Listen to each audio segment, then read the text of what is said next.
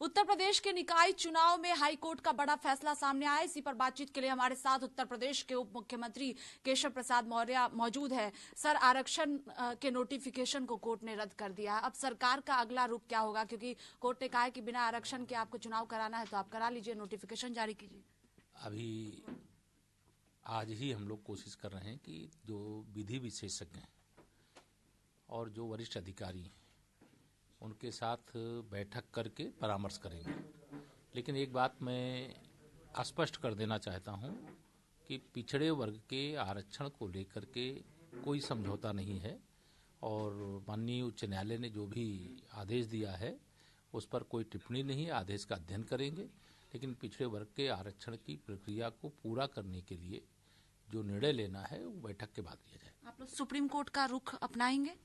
मुझे लगता है इसकी जरूरत नहीं पड़ेगी। अभी जो माननीय उच्च न्यायालय का आदेश है उस आदेश के बाद जो विधि विशेषज्ञों से परामर्श है, जो फीडबैक है हम लोगों के पास है कि सरकार के पास ये ऑप्शन है कि हम उस सुप्रीम कोर्ट जाए बगैर भी हमारे पास रास्ता है और सुप्रीम कोर्ट जाने की आवश्यकता वैसे मुझे नहीं लगता है पड़ेगी, क्योंकि सरकार उस तरह का निर्णय लेगी और उसका कोई भी निर्णय जो भी होगा वो बैठक के बाद। सर, ये भी कहा गया कि ओबीसी आरक्षण की जो प्रक्रिया है वो ठीक से नहीं अपनाई गई है, इसी वजह से कोर्ट का ये फैसला है। नहीं, ओबीसी आरक्षण की प्रक्रिया जो नियमित रूप से चल रही थी उसी के हिसाब से अपनाई गई थी।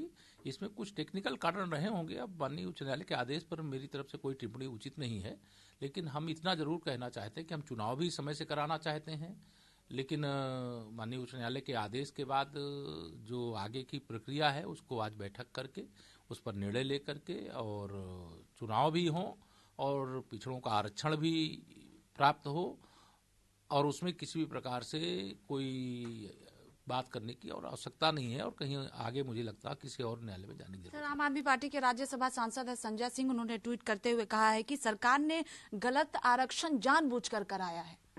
देखिए, अब ये बोलने के लिए जिनके पास कोई मुद्दा नहीं है। अगर गलत आरक्षण कराए हैं तो हम तो फिर बिना आरक्षण के चुनाव कराएंगे। अगर हम आरक्षण कराने की प्रक्रिया पूरी करने के बाद चुनाव कराने की दृष्टि से विचार कर रहे हैं तो आज बैठक करके विचार करेंगे। ये तो बयानबाजी है। एक और आखिरी सवाल है कि सलमान खुर्शीद ने भगवान राहुल गांधी की तुलना भगवान राम से कर दी है।